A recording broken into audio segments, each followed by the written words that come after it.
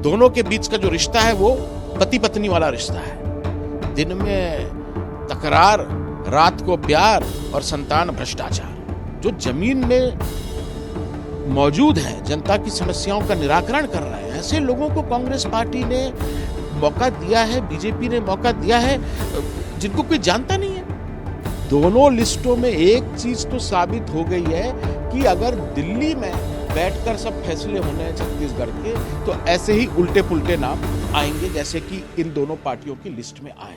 2018 के चुनाव में जनता कांग्रेस छत्तीसगढ़ और बीएसपी गठबंधन को 7 सीटें मिली थी। अब 2023 में फिर से यही तैयारी जो है जनता कांग्रेस छत्तीसगढ़ की चल रही है। और आप देख सकते हैं हमारे साथ जो है अमित जोगी है। पार्टी ने आज दूसरी सूची जारी कर दी है। इसमें 11 प्रत्याशियों के नाम घोषित किए गए हैं।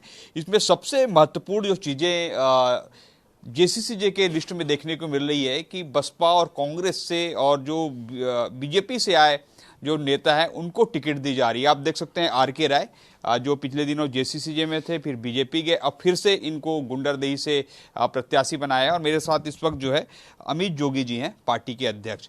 अमित जोगी जी, ये जो आप लिस्ट रखे हुए हैं इसमें से मैं अधिकांश नाम देख रहा हूं कि कांग्रेस के, बीजेपी के और अदर जो पार्टी के नेता हैं वो आ रहे हैं। आखिर ये परिस्थिति क्यों बन रही है? इसका मैंने पहले भी आपको बताया कि पिछले चुनाव में हम लोगों ने सीख ली। 3 महीने पहले 2018 में हमने अपने प्रत्याशियों की सूची जारी कर दी।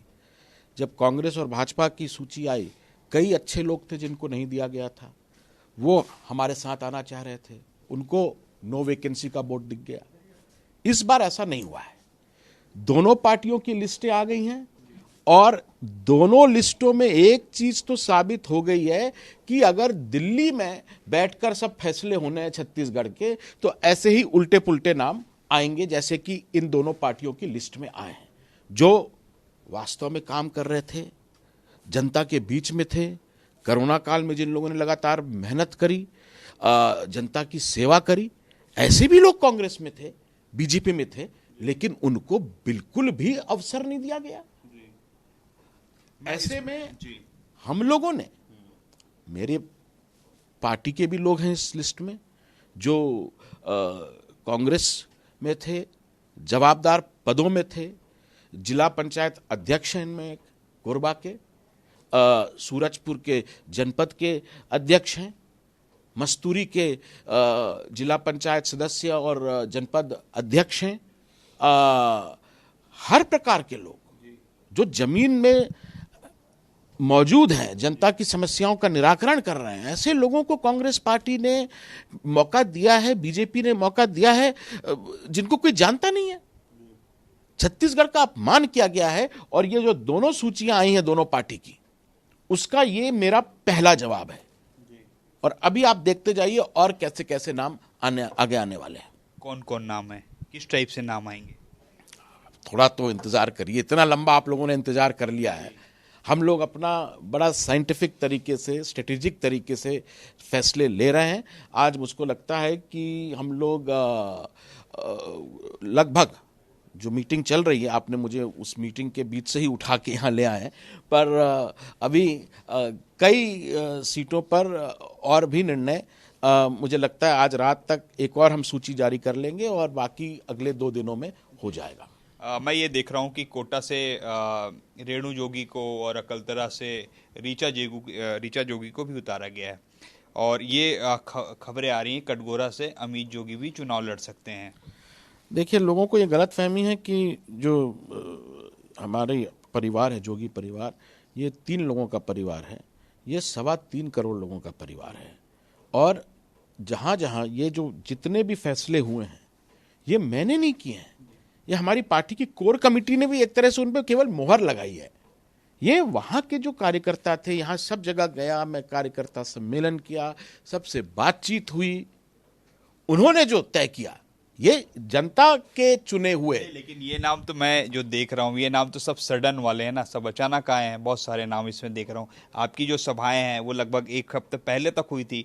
अभी जैसे आर.के. राय को मैं देख रहा हूँ, आर.के. राय जी आपके बगल में बैठे हैं, ये भी अभी आए। क्या इससे पहले भी बात चल रही थी क्या? आर.के. राय जी कभी गए नहीं थे कहीं, वो तो हमारे दिल में हमेशा ही थे और जैसा कि मैंने कहा कि चले गए थे ना, अभी मेरे पास मेरा ये कहना है सौरभ जी आपसे कि मैं छत्तीसगढ़ में चाहे कोई भी व्यक्ति भाजपा में हो चाहे कांग्रेस में हो, मैं ये नहीं देखता। मेरे पिताजी ने मुझे ये बोला है कि कभी पार्टी के नजरिए से लोगों को नहीं देखना है, सब परिवार के सदस्य हैं। हमारा जोगी परिवार का छत्तीसगढ़ के एक एक लोग के साथ जो रिश्ता है, स्वर्गीय अजीत जोगी का जो रिश्ता है, वो दिल का रिश्ता है, दल वाला रिश्ता नहीं है। तो अभी दोनों पार्टियों के लिस्ट तो आ गई है, 90 जो छत्तीसगढ़ में कुल विधानसभा है, आपके भी आने वाले हैं। आपको क्या लगता है कि आपकी कितनी सीटें आ रही हैं इस पर? अगर जिस हिसाब से मैं नाम देख रहा हूँ, कई नाम चौंकाने वाले हैं, और जैसे आप अभी खुद कह रहे हैं कि कई नाम चौंकाने वाले भी और आएंगे। जी, मैं इसमें देख रहा हूं कि इसमें कोई भी एक प्रत्याशी आप निकाल लो, हर आदमी फाइट में है ऑन डे वन। और फाइट में है कि विनिंग है, दो चीजें हैं। नहीं, ऑन डे वन। अब विनिंग है वो तो बाद में तय होगा, पर हर आदमी, हम लोगों ने कोई ऐसे डमीज नहीं खड़े किए हैं जो बाकी पार्टियां कर रही हैं, डमी टाइप के, कि आप ऐसे व्यक्ति को राजनांदगांव भेज दे रहे हो जिसने कभी राजनांदगांव में कदम नहीं रखा, कोटा में ऐसे आदमी को भेज दिया जिसने कभी कोटा में कदम नहीं रखा। दोनों पार्टियों ने, कोटा की बात मैं कहूं कि वहां का कोई स्थानीय मतदाता नहीं मिला। लेकिन आप पर आरोप लग रहे हैं अमित जी कि आप कांग्रेस की इस पर नुकसान पहुंचा रहे हैं, बीजेपी से आपको मदद मिल रही है और कांग्रेस को इससे नुकसान होगा। इसमें श्रीमती चांदनी भारद्वाज, उनकी मां बीजेपी सांसद, वो खुद बीजेपी जनपद सदस्य, जिला पंचायत सदस्य, पूरा परिवार भाजपा का है। डॉक्टर राजेंद्र राय बीजेपी से। तो इनके आरोपों को कैसे देखें? कांग्रेस जो आरोप लगाती है, तो आरोप तो वो कुछ भी लगाते रहे। मैं तो बोलता हूं कि कांग्रेस और भाजपा की सेटिंग है, दोनों के बीच का जो रिश्ता है वो पति पत्नी वाला रिश्ता है। दिन में तकरार, रात को प्यार और संतान भ्रष्टाचार, ये वाला रिश्ता है इन दोनों का। मेरा जो है, मैंने साफ साफ कहा है चुनाव में कि मेरी लड़ाई ना भाजपा से है, ना मेरी लड़ाई कांग्रेस से है, मेरी लड़ाई केवल और केवल गरीबी से है। तो आपका क्या अनुमान क्या कह रहा है इसमें कि कितनी सीटें आपके आ जाएगी? आपको क्या लगता है कि आपके बगैर सरकार नहीं बनेगी? क्योंकि बहुत सारे ऐसे नाम देख रहे हैं। तो देखिए, मुझे लगता है कि पॉलिटिक्स में जो लास्ट मूव करता है उसको नेचुरल एडवांटेज मिलता है। तो आपकी पार्टी कर रही है, तो हम लोग लास्ट मूव कर रहे हैं। जब हमें मालूम पड़ गया है कि बीजेपी से कौन लड़ रहा है, क्या स्थिति बन रही है, उससे कांग्रेस से कौन लड़ रहा है, क्या स्थिति बन रही है, ऐसे में जब हमारे पास ज्यादा इंफॉर्मेशन रहती है तो हम लोग एक ज्यादा सटीक निर्णय ले पाते हैं। ये मेरा अपना व्यक्तिगत अनुभव है। तो हम लोगों ने, अब हमारे पास पूरी तस्वीर क्लियर है, प्रेमनगर की, पाली तानाखार की, हर जगह, कि कांग्रेस से ये लड़ रहा है, बीजेपी से ये लड़ रहा है, ये कर रहा है, ये वो कर रहा है। सारी इंफॉर्मेशन जब हमारे पास आ जाती है तो हम लोग एक करेक्ट डिसीजन लेने की पोजीशन में पहुंचते हैं। और मुझे लगता है कि कोई भी अगर राजनीतिक विश्लेषक एक एक सीट का समीकरण देख के इसको देखेगा तो सभी जगह ये विनेबल सीट्स हैं। मैं विनिंग नहीं बोलूंगा, विनेबल। विनिंग मतलब ये होता है कि आप जनता के ऊपर थोप रहे हो कि आज जीत ही रहे, ये वो जीत गया, अरे हमारा, वो दावे नहीं कर रहे हैं। पर मैं जनता के बीच जाऊंगा और ऐसे चेहरे अगर हमारे साथ हैं तो मुझे पूरा विश्वास है कि छत्तीसगढ़ में इस बार नेता वाली नहीं, बेटे की सरकार बनेगी। आप कहां से लड़ रहे हैं? मैं तो 90 जगह जा रहा हूं। नहीं, पर्टिकुलर कोई सीट जिससे आपको लगता है कि आप लड़ रहे हैं? देखिए, मेरे परिवार से 2 लोग ऑलरेडी मैदान में हैं। मैं नहीं समझता कि मैं लड़ूं या ना लड़ूं, कहीं से नामांकन भरूं या ना भरूं, यह महत्वपूर्ण नहीं है, क्योंकि मुझे तो 90 क्षेत्रों में जाना है। 90 क्षेत्रों से मैं चुनाव लड़ रहा हूं। पाटन से भी लड़ रहा हूं, पटनम से भी लड़ रहा हूं, कोटा से भी लड़ रहा हूं, कोंटा से भी लड़ रहा हूं, सबसे तो लड़ रहा हूं। ठीक है।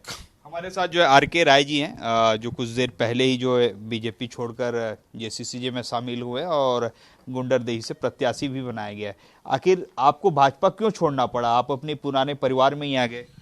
देखिए सौरभ जी, मुझे खुशी है मैं अपने परिवार में आज वापस आया हूँ। पहली बात इसलिए भाई अमित जोगी जी, आदरणीय रेणु भाभी जी और बहू ऋचा जी, मैं इनका बहुत आभारी हूँ। यहाँ जो सम्मान इसने जो मुझे मिला है या अन्य लोग मिलता है वो किसी पार्टी में नहीं है। इवन तो भारतीय जनता पार्टी में मान सम्मान तो लोग जानते ही नहीं। पहली बात तो सबसे बड़ा मुझे दुख हुआ कि मैं जिस सम्मान से नौकरी यहाँ किया 12 साल 13 साल, उसको 5 साल पॉलिटिक्स में, तो मुझे नहीं लगता कि ये सम्मान बीजेपी में जानते कोई सम्मान किसको देना है। इवन आदिवासी के मतलब अध्यक्ष गए थे, उनको सम्मान नहीं दिए, ये स्थिति है मतलब भारतीय जनता पार्टी की। इवन आपके नवीन जो बाहर के लोग आए हैं, चाहे राजस्थान से आए हैं और माथुर जी, नवीन नितिन जी आए हों या जितने भी आए बाहर से, उन्होंने एक प्रक्रिया अपना लिया कि उन्होंने पैनल बना दिया। आईएनएच का जो आया उस सूची उन्होंने जारी कर दिया।